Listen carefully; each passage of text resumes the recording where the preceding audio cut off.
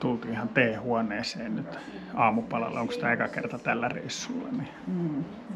On ollut huono tuuri, kun moni on ollut kiinni, kun on pitänyt mennä. Niin nyt ainakin päästiin. Aamuteelle. Tosi, mulla on amerikanokahvit. Oli kyllä edukas ja mukava paikka. Tämä on pieni Liisan teehuone ja pro tips nyt kyllä kaikille. Eli siellähän me oltiin Tanjan kanssa varmaan aamuekat asiakkaat tuolla. Mutta nyt kun lähettiin, niin siellä oli varmaan 20 valehtelematta sellaista englantilaista pikkukylän vanhempaa leidiä, rouvaa.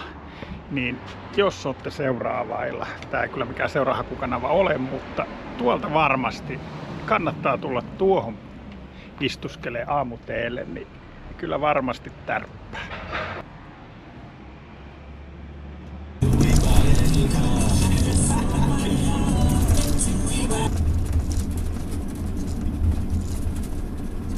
Tällaista pikkureittiä tultiin.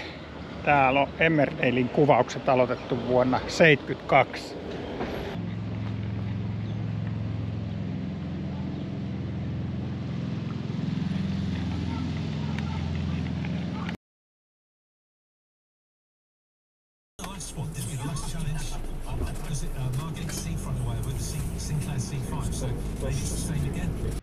Näin, viimeinen ilta. Tänään käytiin kattoo vähän Tanjan kanssa. Tuossa saatiin Jussilta vinkki, kiitos vaan. Niin toi, mistä Emmerdale alkoi 1972 ja tultiin tähän viereen Gatewellin kylää. Sitten todella viehättävä pieni kylä, mutta nyt mulla kävi hommat. Mullahan jäi puhelin tai kännykkä, tai siis tämä kamera jäi autolle, eli ei tullut kuvattua, mutta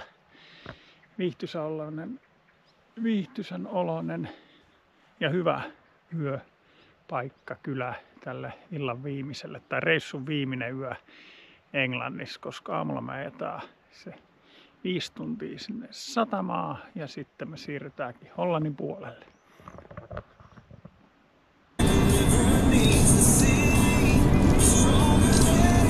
Joo, vielä olisi 331 kilometriä satamaa. Nyt on pikkuinen eka kunnon tällainen tiettyä ruuhka.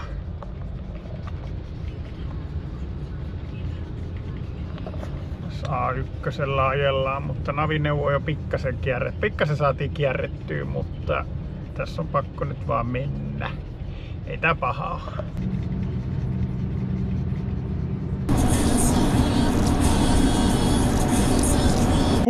Parisataa kilsaa ajettu, välikahvit ja perkule ensimmäinen, mikäs tää nyt Starbucks, niin siellä oli jotkut laitteet alhaalla, ei saatu mitään. No tästä saatiin, mutta nääkin pitää nyt itse sitten tuunata.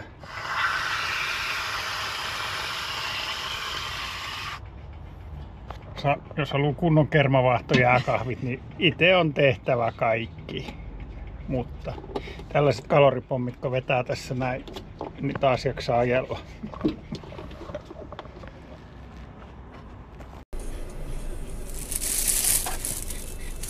Niin 3950 kilometriä tuli ajettua tällä saarella, että kohtuullisen paljon. Nyt ollaan tässä satamassa sitten. Siirrymme nyt tähän oikeanpuolimaiseen liikenteeseen. Lähdetään nyt tästä nukkumaan. Mikäs aamu nyt on? Torstai-aamu ja tultiin just laivasta ulos tähän Hollannin vanhoakin satamaan ja odotellaan tulliin passin tarkastukseen, niin sitten oltaisiin taas EU-alueella.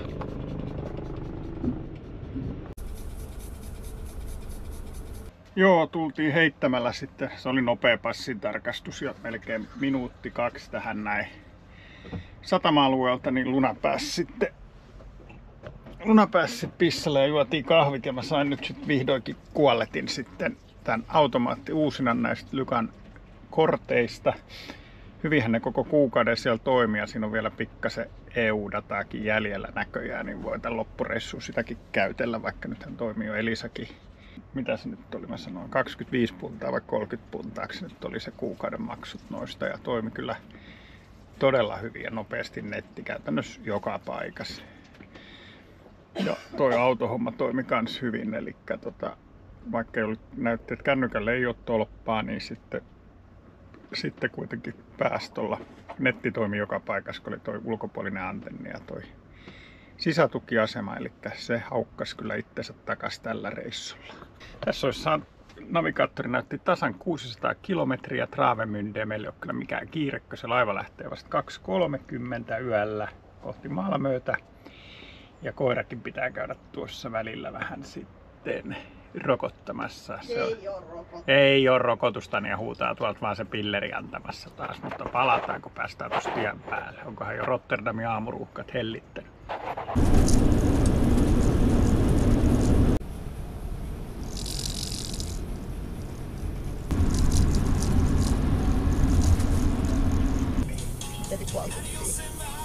Tai noin. Siis silleen, että ei.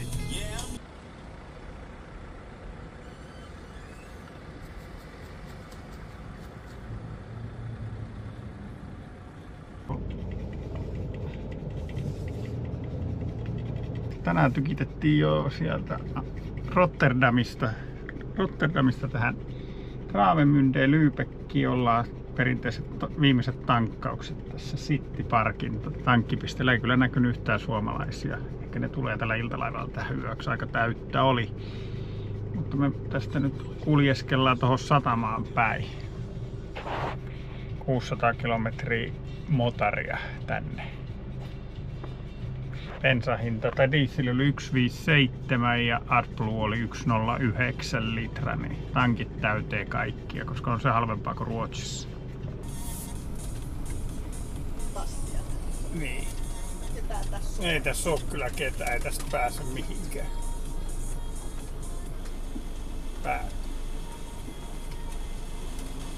Tultiin vielä tähän satama-alueen, tähän Bernerin, missä kaikki Suomi-turistit käy. No ei täällä kaikki käy, niin katsotaan nyt, jos ostais vielä jotain kotijuomia.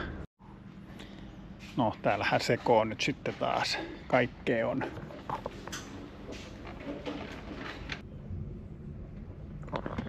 Joo, muutama 2 olutlaatikkoa, eli siinä on koko loppuvuodeksi ainakin sitten ja pari pulloa viiniä, että kyllähän tosta halvalla saa kyllä, mutta ei sitä vitti ostaa määränsä enempää. Kellohan on 24 kohta, torstai vaihtuu perjantaiksi. Olemme tässä Travemünden satamassa. Ajoimme 600 kilometriä siis tosiaan tänään tänne tuolta Hollannista ja tässä on autoja aivan pirusti lähdössä. Helsingin laiva lähtee 2 ja tämä Malmön laiva 2.30. Tää ainakin pitäisi lähteä. Tähän ei tuohon Helsingin laivaan mahduttu, koska mä olin lippuja ostamassa niin myöhään ja eläinhyttejä ei ollut enää millekään päiville oikeastaan vapaana. Niin ei ollut mitään vaihtoehtoja sitten sillä mennä, niin tullaan sitten Ruotsin kautta Malmö, Kapellskär, Naantali. Näin, eihän siinä ajallisesti silleen häviä kyllä mitään oikeastaan, ollaan Ruotsissa 1 päivä sitten, mutta se Helsingin laivahan kestää sen 30 tuntia puskuttaa tosta noin. Mutta täällä on kunnon härdelli menossa täällä satamassa, on kyllä autoja ihan pirusti. Kohta noin ajelee tonne laivalta.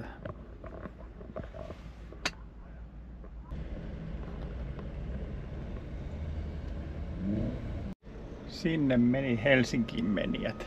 Tässä on Malmöön jonot seuraavana. Meikäläinen editoi tässä vielä vähän videoa. Jaha, kello on 2.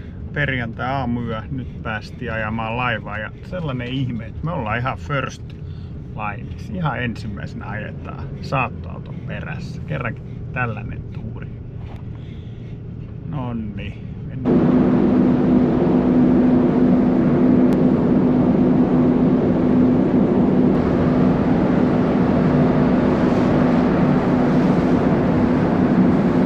Jaha, tässä oltais hytissä. Odotellaan vartti vielä aikaa, niin tää tulee Malmöön satamaan. Kello on 11 perjantai-aamu. Vähän on tällainen vanhahko laiva, mutta ei kai tälle välille kannata uuttakaan ostaa. Mutta ajoi asiansa, nukuttiin hytissä ja ei muuta. Joo. Lähdetään katsoa, pääsisikö sinne autoon.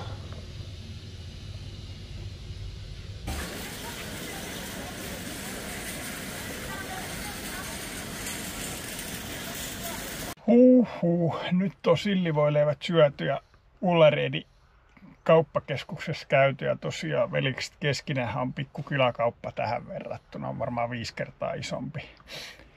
Joo, matkailuautojakin täällä on varmaan niin valehtelematta tällä alueella 1000. En viitti nyt laittaa dronea ilmaa, kun vettä satelee, mutta aivan älytön määrä porukkaa. Tässä nyt vaan tietenkin muutama auto meidän edes, mutta nyt me mennään tuohon johonkin puskaparkkiin. Ostettiin ruotsalaiset rillimakkarat, katsotaanko vettä satelee, että rillataanko ne vai airfryerissa. Marki siellä rillaa ne. Joo, mutta me käynnistetään koneet tästä.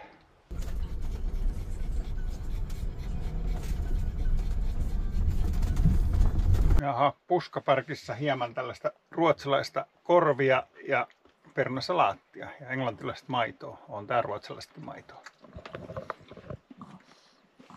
Makkarat on syöty ja iltalenkki ja meikäläisellä on kylpytakki päällä. Mä menen nyt uimaan. Mä en ole koko reissulla käynyt uimassa, niin viimeisenä iltana sitten tuohon ruotsalaiseen veteen pulahdan.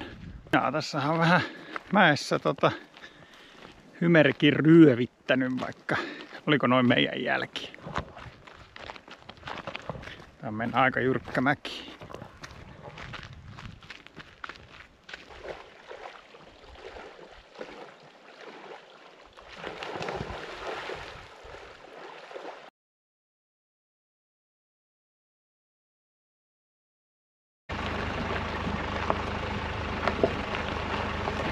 Tästä kohti Kapellskäriä. Se oli viimeinen yö puskassa tällä reissulla. Ensi yö vielä laivassa ja se olisi sitten siinä.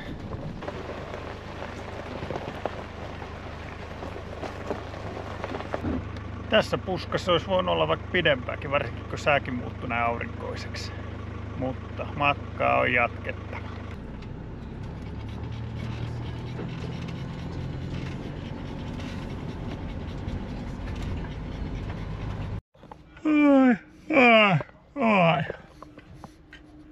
Nyt ollaan laivalla. Viimeinen stoutti. Kapellskärin satamassa vielä kohta heräillään Naantalista.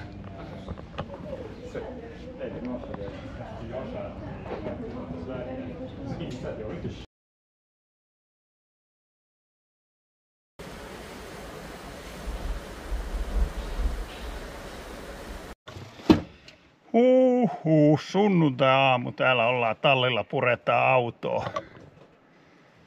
Hirveä määrä. Meillä on ollut kyllä kamaa ollut, mutta nyt tää reissu olisi taputeltu ja näitä videotkin alkaa tää sarja varmaan loppumaan. Ehkä teen vielä, katsotaan koosteen, mutta no niin, se on morjes ja kiitoksia. Heippa! Kiitos!